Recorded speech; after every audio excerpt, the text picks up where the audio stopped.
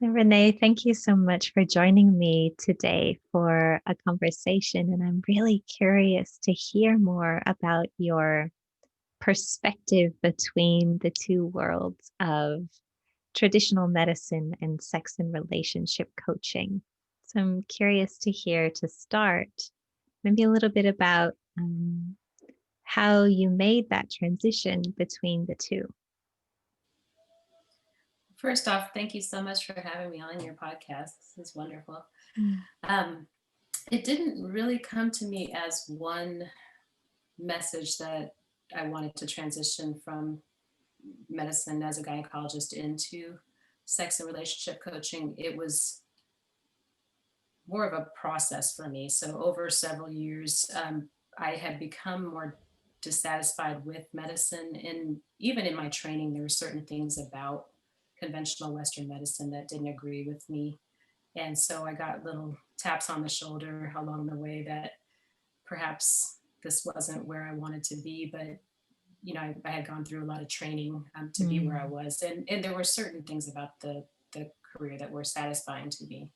Mm. But over time, I felt a little bit constricted in how I could care for patients, and I saw a lot of deficiencies in the system, Mhm. and I saw how there was a lack of a holistic approach to taking care of patients. Even when there was effort to do that, it just felt Mm.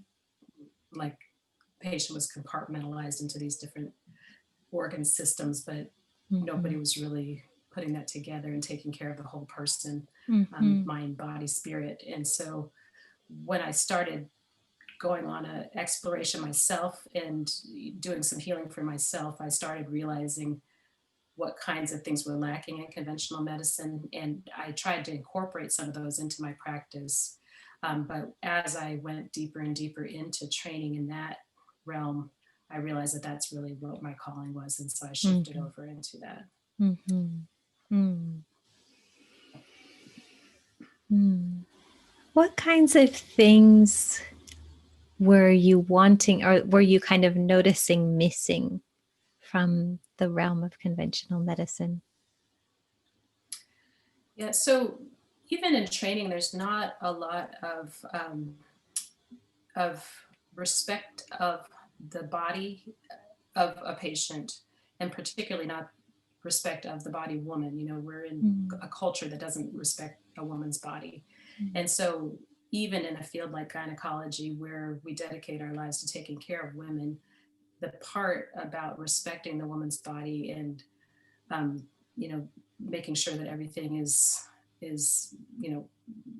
leading with the respect of the body Mm. is missing.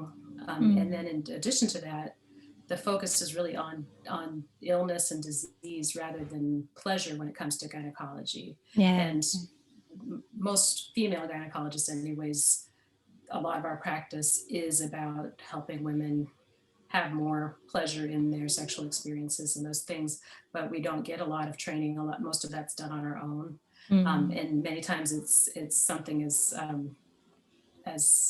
simple as referring a patient to a book if they have issues, rather than really going through a deep dive of what their specific issue is and Mhm. how they can best be helped, or referring out to a sex therapist or something like that. But Mhm. I realize that the depth of knowledge is not there for Mm. most gynecologists, unless they've gone on to get further training like I have. So. Mhm. Mhm. Yeah. I also imagine as I hear you describe that, and I know it would have been, you mentioned it, there was a lot of training that got up to that point. Um, so much invested in that career that it must have been I would imagine, a really strong conviction in you to lead you to decide to walk away from that and focus. I mean, of course, you still have all of the knowledge and that you built during medicine, I would imagine, but it's quite a significant shift, and I'm curious what the kind of, it also may be something that you wouldn't expect someone to do, that I'm curious if there were kind of other people's ideas about the transition that you were making, and what was like that the conviction or the courage that got you to make that change. Yeah, sure. So even going into medicine in the first place, a lot of times it doesn't feel like it's only your decision that you're making. You know, Mm, you have in mind what the culture thinks of the profession, you know, so because it's revered, you know, there's part of your mind that's, you know, oh, if I do this, then I'll be successful, or mm, I'll be thought of in a certain way in society. So that factors in your decision to go into medicine many mm, times, for a lot of us. In addition to that, I come from a medical family. So mm. I'm a third generation doctor. My parents are both physicians. My grandfather was, and then many of my cousins, my sister. So Wow. knowing knowing myself outside of the identity of being medical in a medical family, that was tough to even, you know, I didn't Yeah. get exposed to a lot more than medicine when I was growing up. And then in addition to that, you know, medicine, the choice to become a doctor generally pleases our parents. You Yeah. know, most parents are happy about that, and they'll brag about the fact that their daughter is becoming a doctor. Yeah. So there was some of that, you know, there's a pleasing the family, pleasing the parents Yeah. aspect to it. And then, you know, like you mentioned, there's a lot of time and effort that went into the training. And in a lot of ways, I'm proud of what I Mm, did as a physician. You know, I became trained in robotic surgery, which mm, not a lot of women go into. mm, And I was a very good surgeon. And my patients would reflect, you know, to me, you know, that they felt that I was a good physician. So mm, there's an aspect of, am I letting my patients down? Am I letting the community mm. down if I step away from this? And so it was a difficult decision for many of those reasons. And I really had to look at not only what I was losing by stepping away from it, but what I potentially could be gaining by Mhm. stepping into the new field. And what I felt that I was gaining was being able to work with patients on a much deeper level and make a much more profound change in their psyche, and, you know, Mhm. and having them, or leading them to be able to know their bodies at a much more intimate level, and also with relationships, you know, repair love wounds, and teach them to communicate better with their partners, Mm. potentially sparing their relationships, all these kinds of things. And when I started working with clients around those kinds of issues, the the response that I got was so profound that Mm. it was so hard to ignore that, you know, that's where my calling was. Yeah. Um, and so, as difficult as it was to put the other to rest, I had already kind of stepped away from certain aspects of it. I stopped delivering babies about 2 years before I stopped medicine altogether, because the demands with the schedule had Mm. gotten to the point where I didn't feel like I could take care of myself well and do that at the same time. And so that was a difficult decision, but I had stopped that and I survived it. Yeah. And Yeah. I realized that I hadn't slept well in 20 years, but then once I was able Mm. to, you know, start caring for myself better, I felt so much better. And then I had started doing some other little things like aesthetic medicine, which was fun. I like working with my hands, but it wasn't lighting me up in the way that sex and relationship coaching was. Yeah. And so it wasn't that difficult at that point to step away from it, because I had let go of the part that I really enjoyed the most, which was taking care of mothers and babies. That was really, you know, a delight in my life for many Mhm. years. But then it was just such a demand on my time, and just physically my body took a toll from doing it for so Mm. many years. Yeah. Mm. Mm. I hear a lot in there that um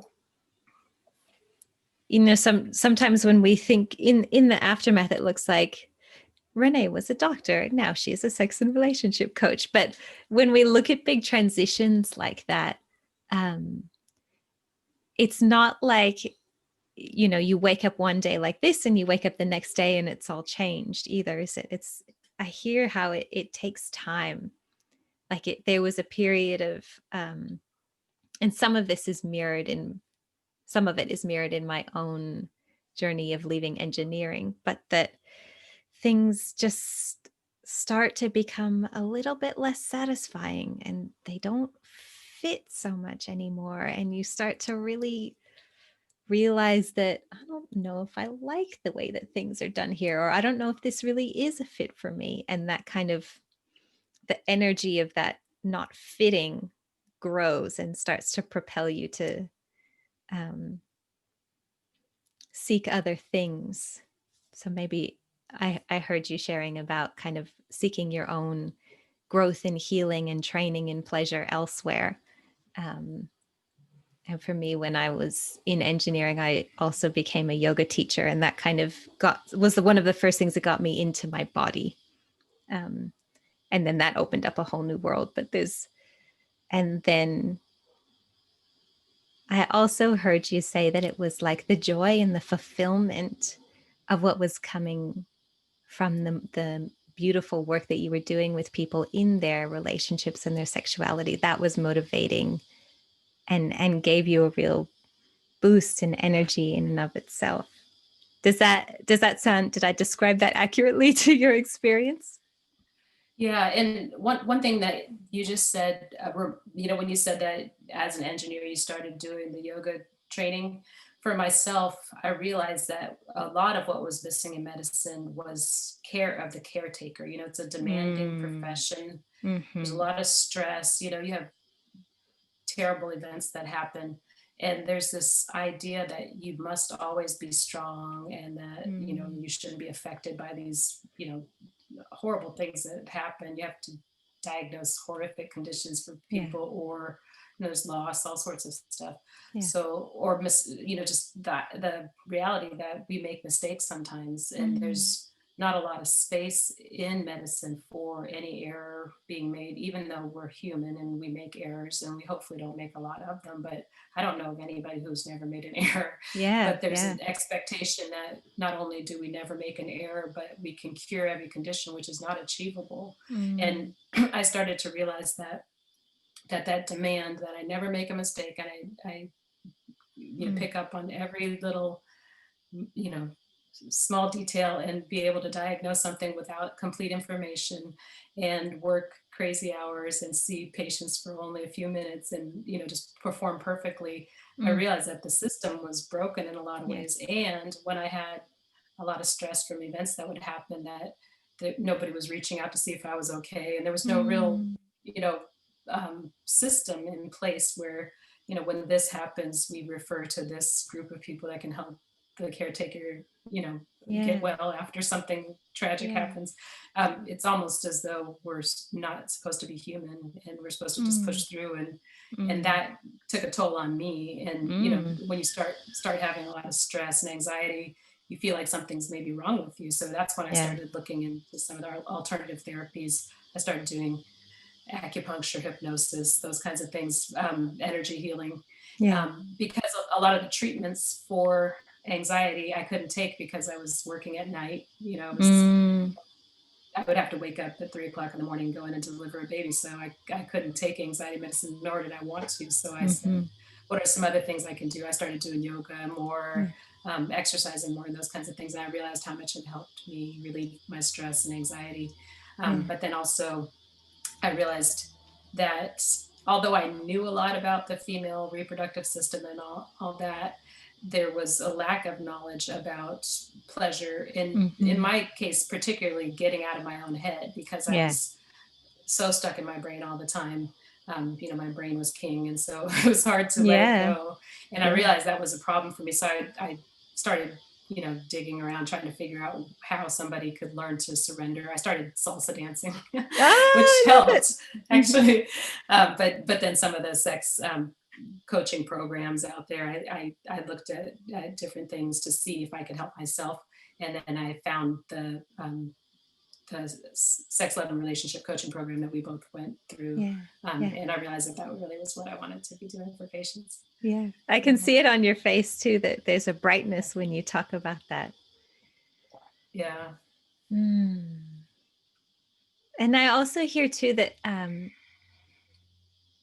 sometimes when you're feeling, when say somebody is stressed, having a hard time with sexuality, with relationships, with their health, sometimes what you need is to take care of yourself better, to sleep better, to do embodiment practices or things like that. But sometimes it's also you're in a structure that's broken or that's not designed to support you, and that structure needs to change.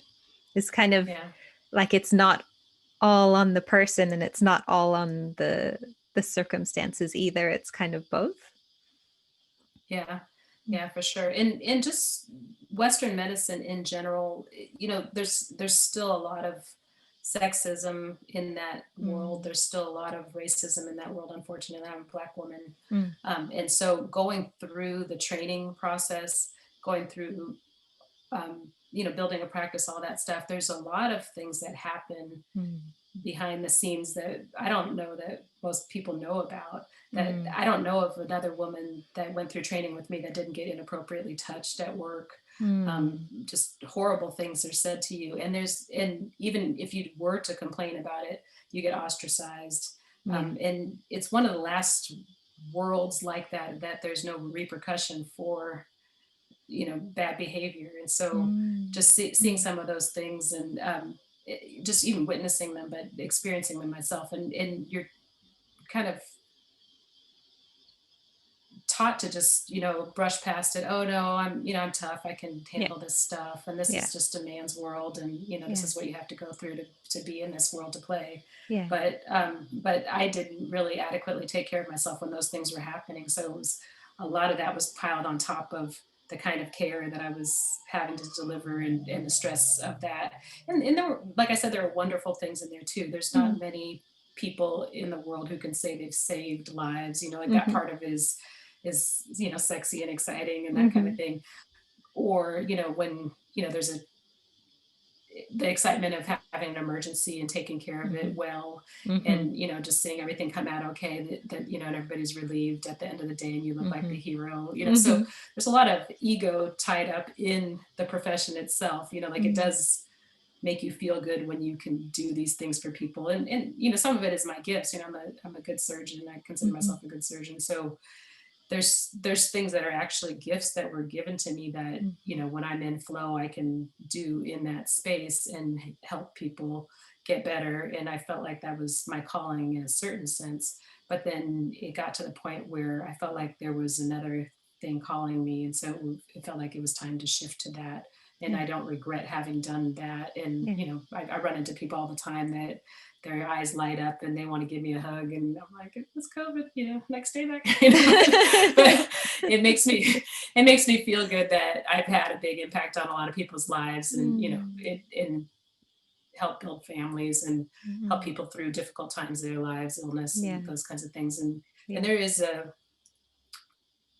is a lot of satisfaction that comes from having cared for people in that way that I don't think a lot of people ever feel in life. That it's Mm, people who take care of a loved one who's ill mm, can understand that it's a labor of love. You are exhausted and stressed most of the time, but you're happy to do it. So I felt that way about it much of the time.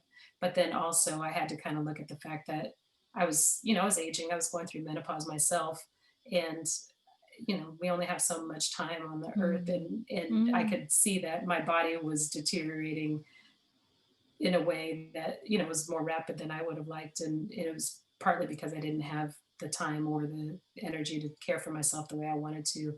And Yeah. so I had to put myself in the equation, and really realize that it was time Yeah. to shift into taking care of myself better too. So Yeah. Yeah. And yeah, I hear that too, that things are very rarely only good or only bad. They're often just this like tapestry of things that are joyful and painful and supportive and unsupportive and scary and exciting. And um, often our minds try to reduce it to one or the other. Was it a good thing or was it a bad thing? But the truth right. is much richer than that. And I always try to resist that oversimplification and really stay with the context and the nuance. Mm. Mhm. Mm. So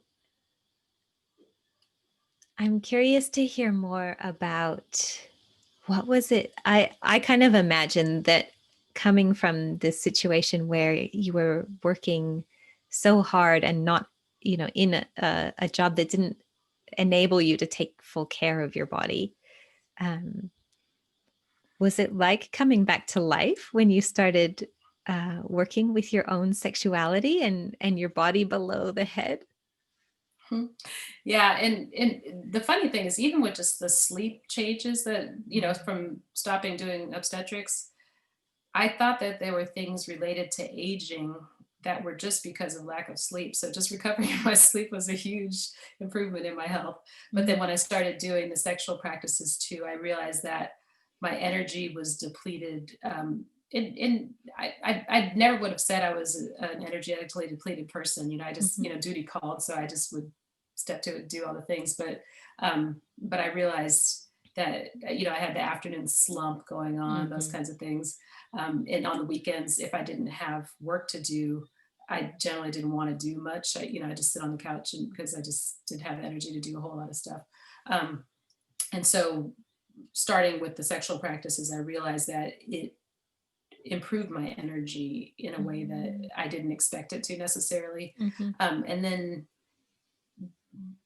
just, being able to connect more deeply with partners, that was a big deal to me too. And mm, I I would never have necessarily said that things were terrible for me, or I just was suffering. So it wasn't like that, but it just felt like it shifted to a whole new reality where I was like, oh, this is why they write songs about sex. Aw. I was like, I thought they were just making that up or something. I didn't know it could be that good. So it just improved it, where it was like, this is night and day. Like, there's no question here that that's Yeah. better than what I was experiencing before. And then when I would hear other people, talk about their sexual issues, I would realize that they were in my old reality, probably, that, something Mhm, similar to that. And mhm, they didn't even know there was anything better to experience, it mhm, was it was that kind of thing. So mhm. so I love helping people transition from, oh, things are fine, to, oh my God, like, what the heck, I'm sure you're familiar with that transition that you can take people through. Yeah. Ah, yeah, I think just my my focus is really on helping people to feel at home in their bodies and their sensual sexual nature, like that sense of home and a sense of I'm comfortable here. This is a natural part of who I am, and um I just feel like the culture and the society that we live in is not designed for us to live at our full healthy capacity in terms of sexuality. Yeah, yeah, for sure. Um, and so yeah, it is really exciting when someone starts to reconnect and feel good in their bodies. Or for me, it's my clients too, it's a lot of like releasing shame, releasing disgust, and just owning that. In my own body, it just feels like there's a much greater sense of ease, and it just feels natural. It's not that Yeah. it's like always perfect, but there's like a sense of freedom too. Like things are not so bound up. Mm, yeah. That's This sounds a little bit abstract, but that the feeling is that I can kind of let my body move and do its thing, Yeah. and that coming back to that trust and respect for your body that you mentioned as well. Yeah. Yeah. Mm. Yeah. I like that way you put it, the feeling of being at home in the body. Hmm. Um, that I'm familiar with that feeling, that it felt like a transition into that too, that Hmm. I feel at home in this body, instead of rejecting this body, or checking out of this body, and trying to think of what else I have to do after, Yeah, yeah. or how the other person's feeling. It's about, what this body's feeling like. And then with the shame and the disgust and all that stuff, I had a pretty positive, feeling about, I was a gynecologist, so I had a pretty Hmm. positive feeling about the female body, but I didn't realize how much shame and guilt and disgust and all that kind of stuff I absorbed just from being in the culture, you know. And I Mm, tell people, mm, like, you swim in the pool, you're going to get wet. So mhm, even if you didn't feel like you brought, you know, were brought up in a household that was negative, or had a mm, lot of religious conditioning around sexuality, or even thought of yourself as being negative towards it, there are so many messages that we get, from advertising to parents to, you know, clergy yeah, to yeah, whatever, that movies, that you pick up on that. And even partners, you know, sometimes women will try to own their body and work with their partners in a way that's pleasurable to them, and then get the big, you know, like, I know mm, what I'm doing, you know. And oh, so just yeah, just helping people become more comfortable with, you know, owning that they can ask for what they need, and mhm, if it's a no-go, then they don't have to stay there. You know, mhm, that I feel like that helps to empower people so much too, to realize that they are the owner of their body, that people cannot touch their body without their yeah, permission. yeah, Even if in the middle of sex you want to stop, you get to mm, stop. Like, you know, those kinds of things that doesn't mm, occur to a lot of women. Like, oh, I mm, already committed to it, I gotta finish it out, you mm, know. mm, and yeah, and that feels powerful, to be able to help people yeah, work around those issues. Yeah. yeah, yeah. It's no small feat to number one, like learn the language of your body. Like, when is your body telling you, no, I want to stop? When is your body telling Right. you, oh, I want to go do that, I want to try it this way? Or when is your body to kind of, especially if you've been living kind of from the neck up in the head, or not really paying attention to your body, except for, oh, I'm hungry, I have to use the bathroom, oh, and there's some pain there, I can't think about that, that's uncomfortable. um, to actually start to pay attention to the the language of your body. When is it contracting? When is it expanding? When is there, like, what, when your body says no to something, what's the signature of that in your body? It might be Yeah. different for different people. um but yeah, what feels good? How does your body like to be touched? Because some I really like really light, gentle strokes on my skin a lot of the time, but my partner hates it. He calls it creep touch. He So do like I. I think it's creepy too. That's so funny. My partner likes to do the soft touch, and I'm like, I want like firmer touch. This yeah. creeps me out. Like, I don't know what it is about it. It's so funny. It feels like little baby mice walking on my body. I'm like, I want no part of that.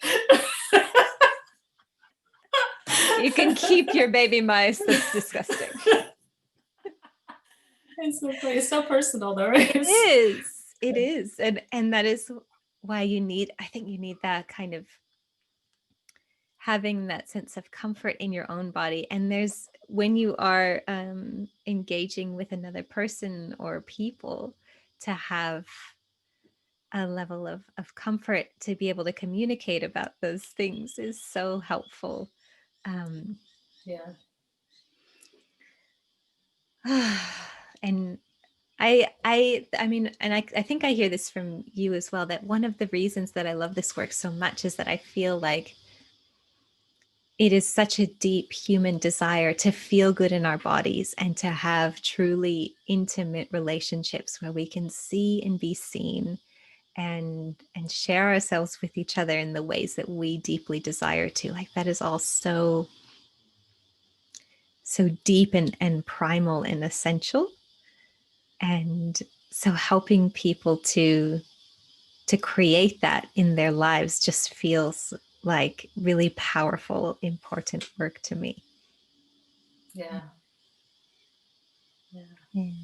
And one of the you know, going back to the deficiencies, if you will, I don't know, that's a strong word, but one of the challenges in Western medicine is that we don't get that kind of training as much as we probably did 100, 200 years ago, because they didn't have Mm. as many procedures and medicines and all this other stuff that Uh-huh. we end up pushing nowadays. We didn't have the technology and the computer at the bedside doing this. Yeah.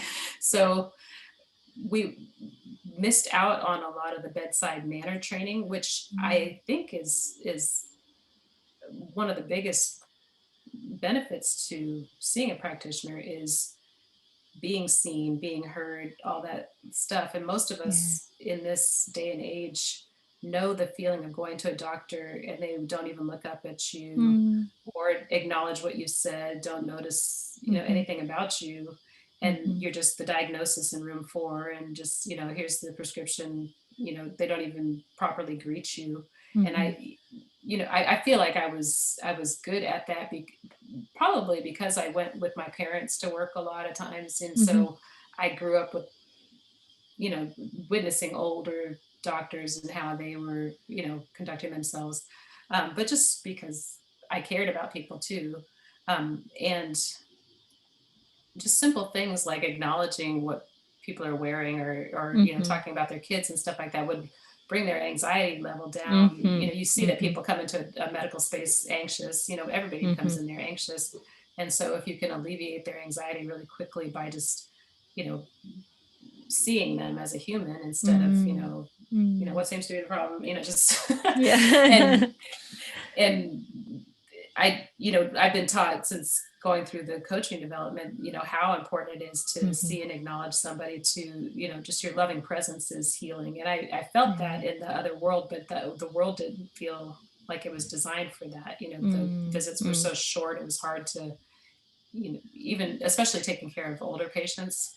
Sometimes it takes the length of the visit just to help them disrobe or whatever, and you don't Mm. have a lot of time to get to what's going on with them, Mhm. and they don't process as quickly. And so Mhm. the pace was difficult to, I Mm. didn't feel like I was doing everybody a great service sometimes, because I had because that's just the way it's built, that you have patients stacked one after the other. And if you had to Mhm. deliver bad news, or somebody was suffering with something, you didn't Mm. have a lot of time with them.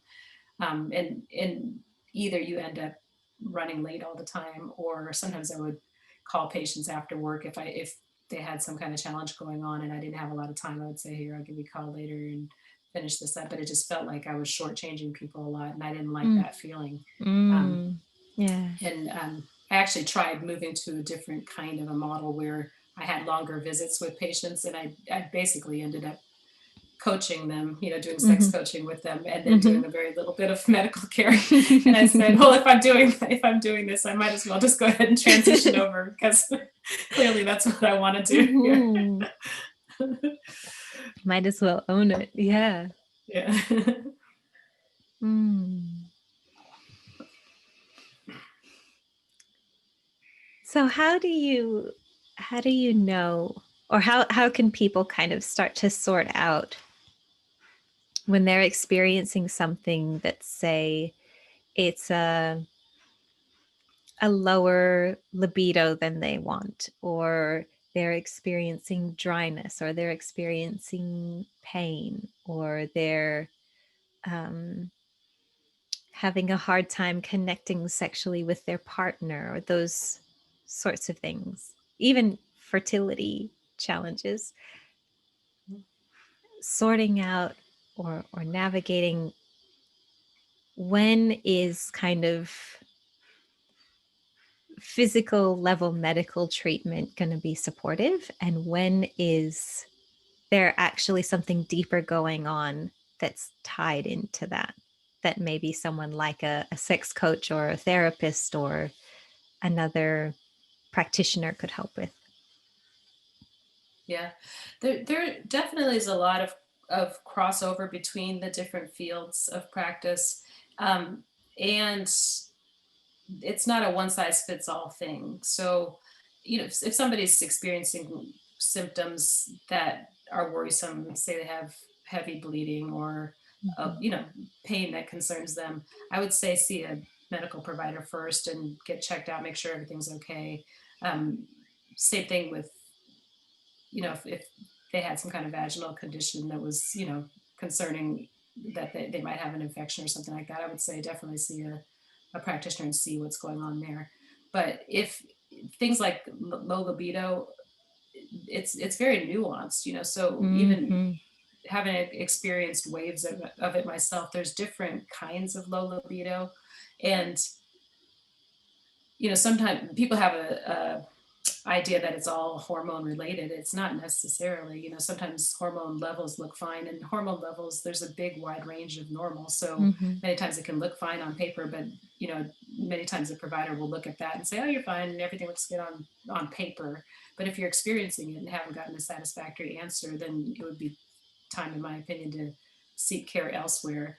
And what that looks like is up to a person. You know, some people are more comfortable with therapy, conventional therapy. Some Mm-hmm. people are more conventional with what we do with sex coaching and that kind of stuff. But just the choice is there for people Mm-hmm. to you know, look at whatever modality they think would help them best. Mm-hmm. One thing that I've done a lot is support people through other treatments. So if somebody's going through fertility challenges, a lot of times there can be a lot of shame around the condition Mm-hmm. itself, a lot of resentment if it's their partner that's experiencing issues with their, you know, reproductive system or something that is creating a situation where the patient has to now go through treatments. Mm-hmm. There's a lot of, you know, wounding around that, Mm-hmm. and you know, people, even though they want to go through the process, sometimes become resentful of their partner or Mm-hmm. fearful because of financial concerns and those kinds of Mm-hmm. things. But sometimes just because of the demands of having to have sex at certain times, Mm-hmm. that kills libido. So Mm-hmm. you know, just assuming that it would be related to hormones is not necessarily Yeah. so. There may be some other issue going on Yeah. with Yeah. people. And then you know, pregnancy and after pregnancy, having small children, that can be really challenging. You know, big transitions like that can be Mm-hmm. challenging for people. Even so with pain with intercourse, a lot of people have seen a practitioner because they're worried something is Mm-hmm. physically wrong. And because the provider can't find something physically wrong, they say everything's fine, which Mm-hmm.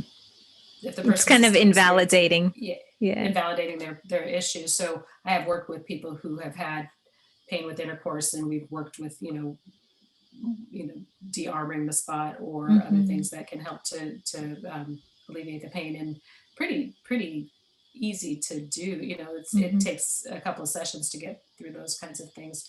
Many times, not all the time, but just honoring that just because we can't find anything with a lab test or an exam doesn't mean that there's nothing wrong. Mm-hmm. And I I feel like when I was practicing medicine, you know, when patients would come in and say, I know my body, something's wrong, they did the test, you know, and they say everything's fine.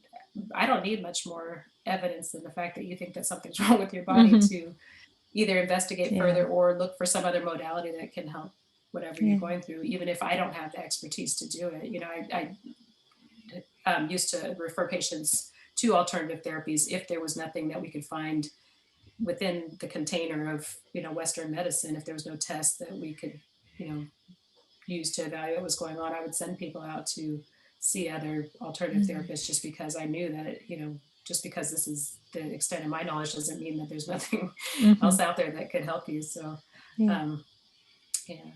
Yeah. Yeah. That makes a lot of sense.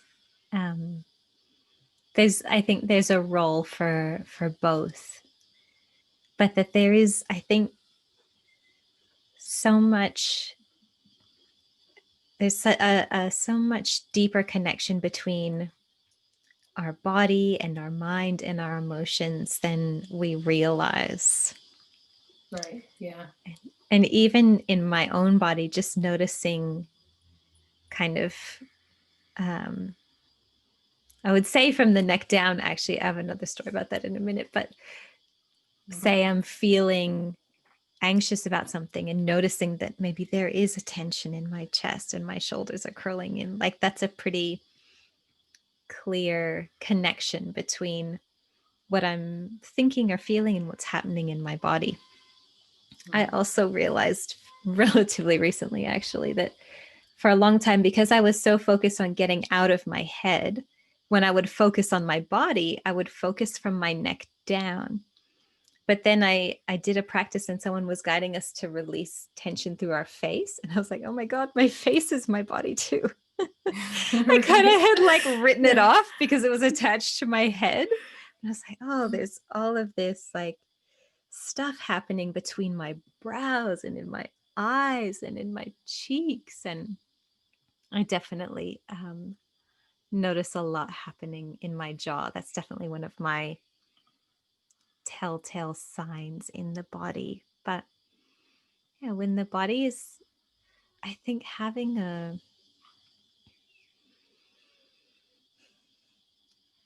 I think it's important for people to feel that if they feel like something's not right with their body, or that they want to feel more pleasure or more joy in their relationships, or more, even just more relaxed and rested in their bodies, that's all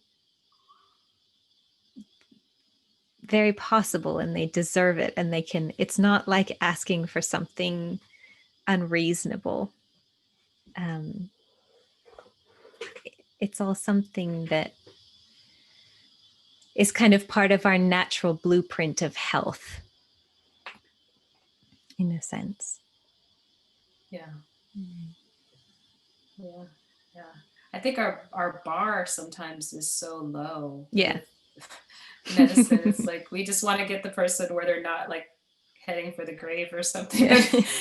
There's so much above, just surviving Mm-hmm. that can be achieved by going into the body and doing some of the embodiment practices. And like you said, even just being aware of anything below the neck down is for a foreign concept to a lot of people. Mm-hmm. Because our culture is just, brain is king, Yeah. and everything else kind of gets Yeah. lost in that whole thing.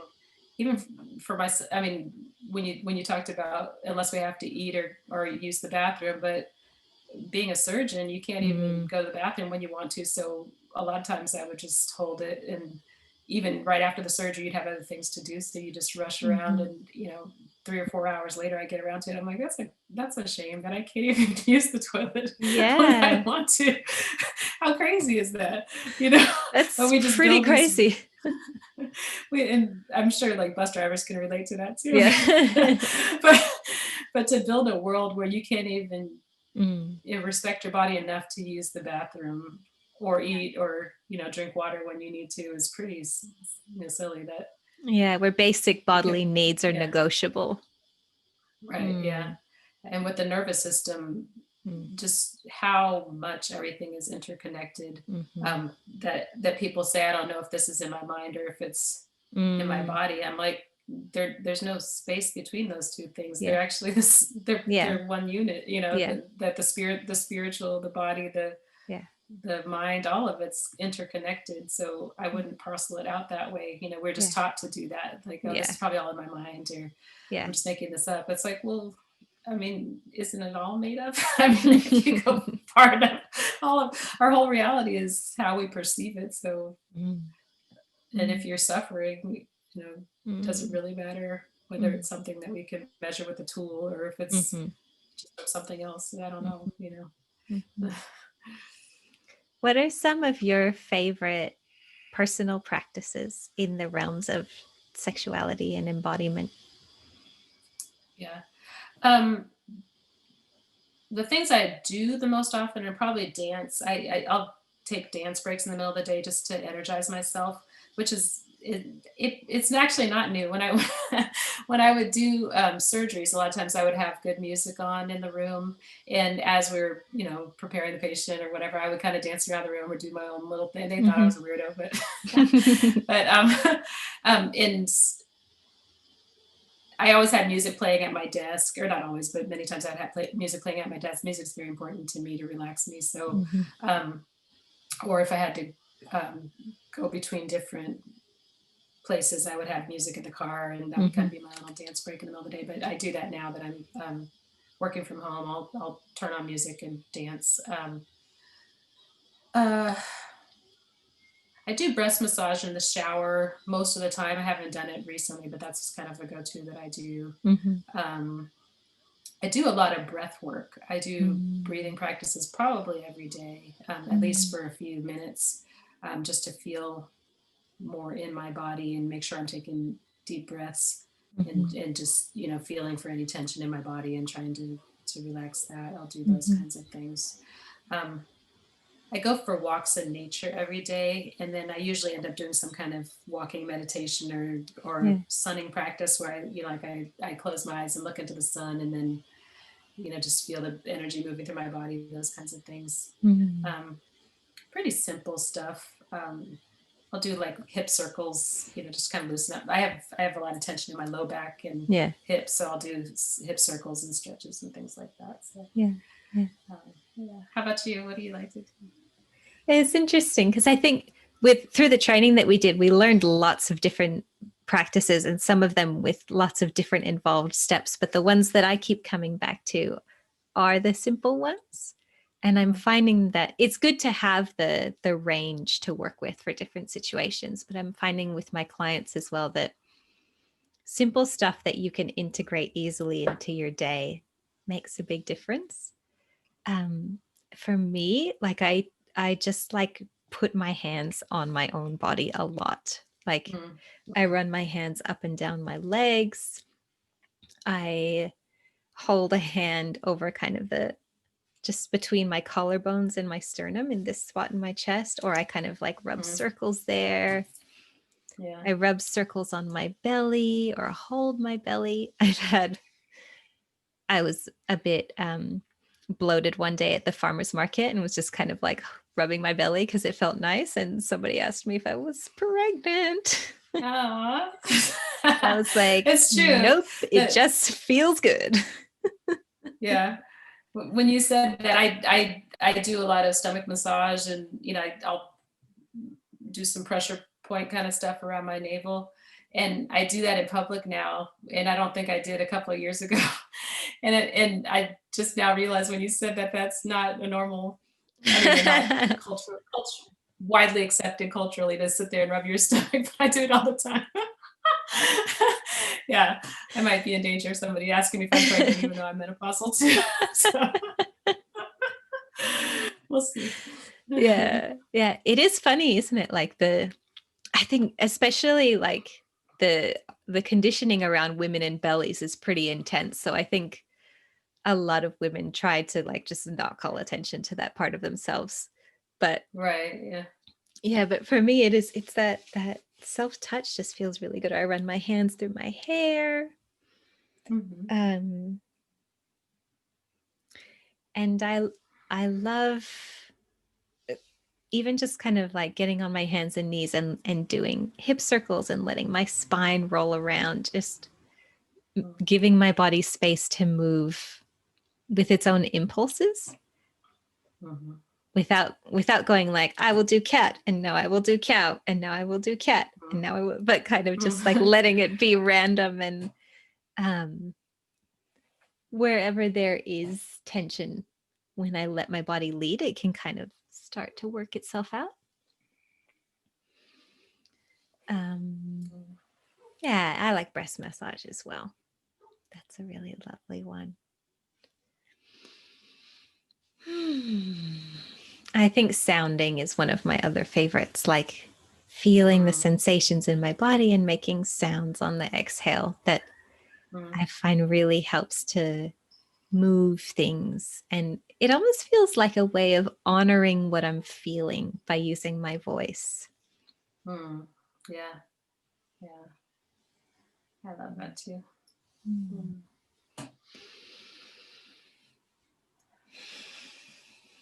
Mm. Yeah. I realized I do touch my body a lot. Sometimes Yeah. I'll kind of comfort myself like this or rock.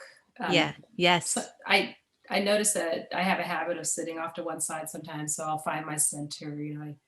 People look at me strangely at a party or something because I'm doing a lot of this kind of stuff, Mhm. and they're like, "What's going on over there?" Not much, just stretching myself out. Yeah. Yeah. I sway Yeah, back I and do. forth a lot. Do I'm you? like a Yeah. human pendulum. Oh, no, it's a Nice. metronome. It's a metronome. I think you know the tick, Yeah. tick. Right. Yeah. Yeah. I do body scan quite a bit too, just because I do tend to, just revert back into my old ways into thinking. And so if I've been writing for a while, I notice that my shoulders are up near my ears or something, and I'll sit and kind of scan my whole body and see if I can release any tension anywhere in the body. Mm-hmm. Mm-hmm. I just feel like even a little bit looser and softer in my body as we've been talking about this. Kind of letting my spine swirl around. Mm-hmm. Mm.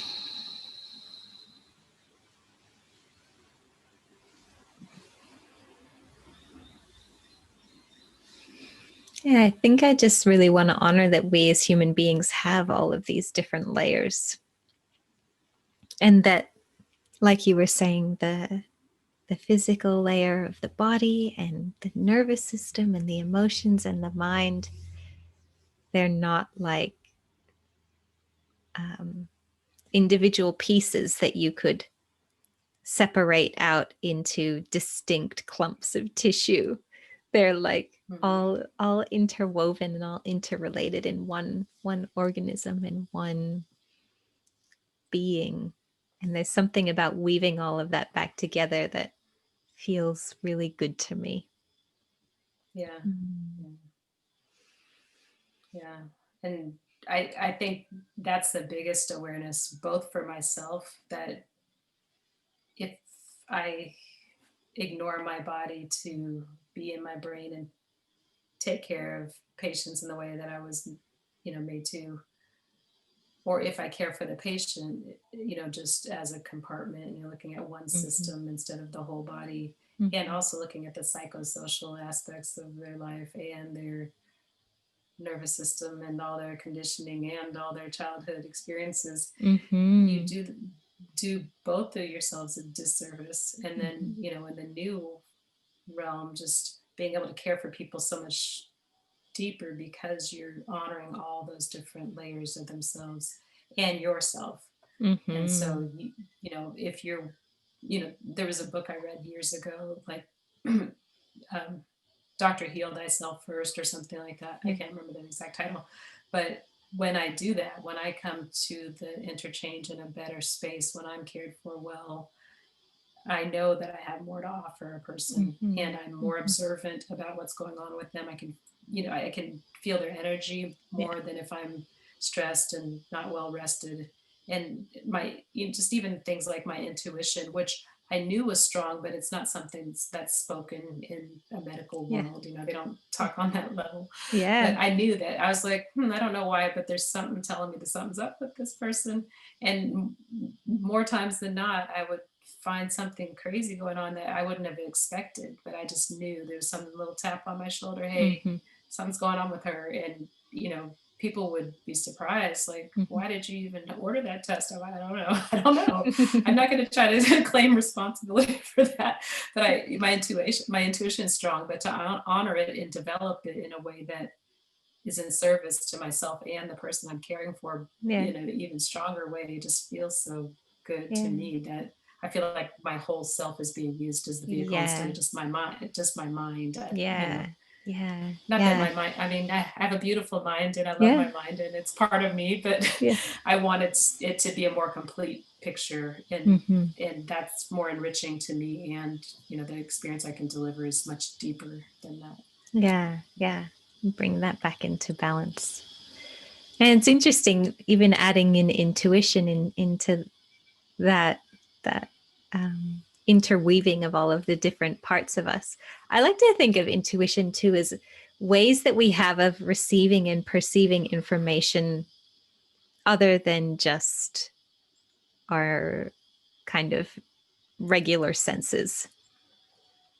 Like they, I don't know exactly how it works, but I think that there are ways of that our body kind of integrates and collects and information and gives us information that um, we don't even completely understand. So we can't necessarily name it. It's not like I had this thought and I put them together, but my body is also an antenna. I picked up on something. You were talking about, you're talking before as well about the quality of being with another person, and just now about um, how you are in yourself makes a difference for the people who are with you. And I think that's another really important aspect, in that we are social creatures. We are meant to, we're designed to need each other. We're designed to have relationships with each other and live in communities. And I think remembering that helps a lot with the healing, especially when the the wounds and the challenges we have were created in relationship. Then relationship is a beautiful place to bring some healing to them. Mm, Mm. yeah, yeah. And I think the idea of independence is, it's sold to women more than it is to men too. You know, like I don't know of a man who prides himself on being independent. You know, Mm. most powerful men pride themselves on having a bunch of people who support them. And, you know, if Mm. I have an entourage and I have people that are Mm-hmm. working with me, those kinds of things. But women get sold that being an independent woman is a thing to be, that makes us strong. And I had to learn myself, just, I think I had some trust wounds Mm. around connecting with people sometimes. And, you know, I was a very trusting person early on. And then, you know, you have ruptures with friendships or Mm-hmm. relationships or what have you, that make you a little bit more contracted and less Mm-hmm. trusting of others. Mm-hmm. And then I just was kind of hyper vigilant. Maybe I shouldn't share too much with this person or that person. So I had surface friendships, or not real deep friendships. A lot of Mm-hmm. times, a few like sprinkled throughout my life. But I realized how much healing I could get from connecting with people on a deeper level, but also with, like you said, the wounding comes a lot of times from relationships, you know, from childhood relationships with caregivers, or adult relationships or friendships or what have you. Mm-hmm. And healing really does have to take place in that space. You know, you can Mm-hmm. feel well and just be off by yourself like a hermit or something, but the next time you come in contact with a human, which we all need, you're going to have some of those wounds flare up unless you Yeah. do the deep healing work that you need to Yeah. to resolve those things. Yeah. Yeah. Yeah. It feels like a blessing and a curse sometimes that we need each other. Mm, yeah. Yeah. Yeah, it's both. Mm. Um, so I would love to hear a little bit about how people can find you, how they can work with you, what you love to do with people, and then I've got one more question for you after that. Sure. Yeah. So if people go to my website, which is reneehilliard.com, they can book a free chat with me. So I like to meet with people for a few minutes just to make sure that what they're coming to see me for is something I can help them with. I don't want anybody to come to me if it's not something I genuinely can help them with, and just get to know each other and see if it's a good fit. So that's a free service I offer, is just a consultation and a chat with me just to see if it's an appropriate fit. And I have an Instagram account. I'm of an age where I'm not, you know, consistently on there, but I do go on there from time to time, and that's Renée Hilliard, MD. And people can email me at drrenee at reneehilliard.com as well if they have any questions or Mhm. what have you. And you work mostly one-on-one or and with couples? Do you work with men or mostly with women? I mostly work with women. That's generally who seeks me out the most. But I'm happy to work with men as well. I've had male clients as well, and I'm happy to work with individuals or couples. So if people feel like it's something that they want to Mhm. do with their partner, I'm happy to see them. And then if they want to do it as an individual, that's fine too. Mhm. Awesome. And what kinds of things are people usually going through when they come to see you? Yeah. So a lot of times people seek me out when they have sexual issues that are becoming enough of a problem that they think that their relationship may end.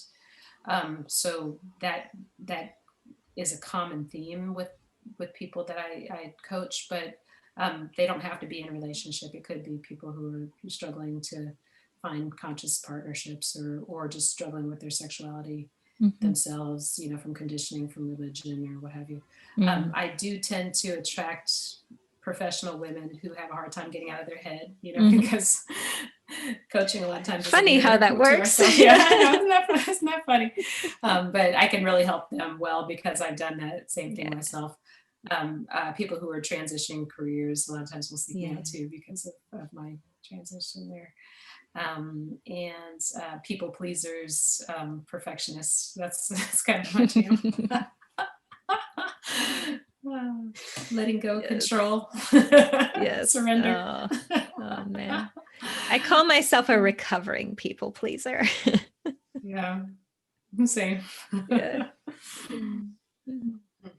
Um, so my last question for you is, if there was one thing that you would love people to take away from this conversation, what would you like them to really have like held deeply in themselves? That's a good question. I I really want people to feel permission to thrive. And I say that for myself, when I was in a career that sometimes will feel locked into. You've done so much career development and spent so much time, you kind of feel locked in there. But you're doing okay, and most people would say, why would you change? But I get to thrive. Thriving is the bar I'm reaching for, not just getting by or doing okay.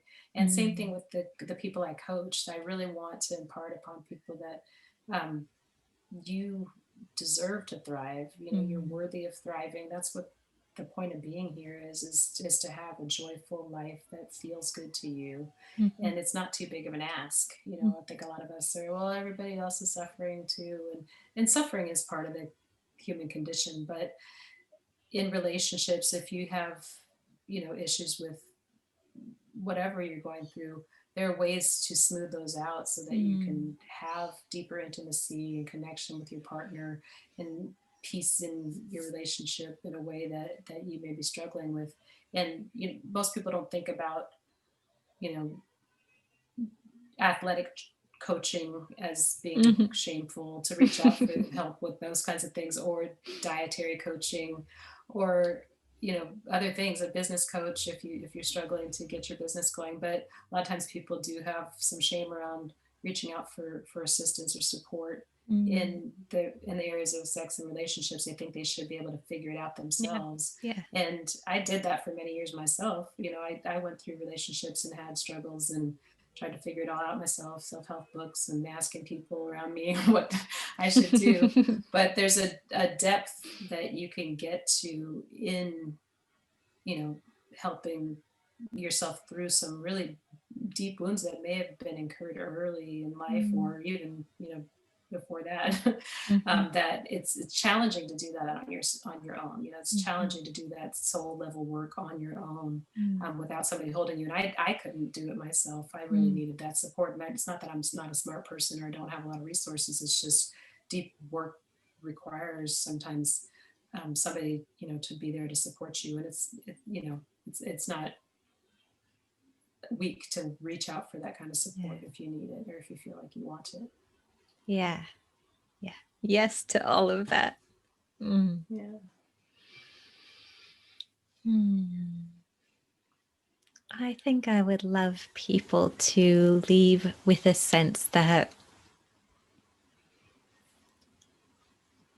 sense of all of the different elements of their being, their body, their mind, their emotions, their energy, um, that they're all part of one organism and one being, and that there may be different avenues for support that could be useful. Like in some cases, seeing a doctor is going to be what you need, and in some cases, seeing a sex coach is going to be what you need, and in some cases, building a beautiful network of friendships around you is going to be what you need. But really allowing trusting that you are worthy of having all of those different forms of support in your life. And like you said, you don't have to settle for things being barely okay or not even that okay. I take it from two people who did some fairly significant career shifts. I wouldn't say that mine was quite as significant as yours, but in terms of like the nature of what I was doing before to the nature of what I'm doing now, quite different. Big difference. Yeah. Yeah. Yeah. So thank you so much for bringing your wisdom and your energy and your voice and sharing that with us today, Renee. Yeah. Thank you for sharing this space with me. I really enjoyed this conversation.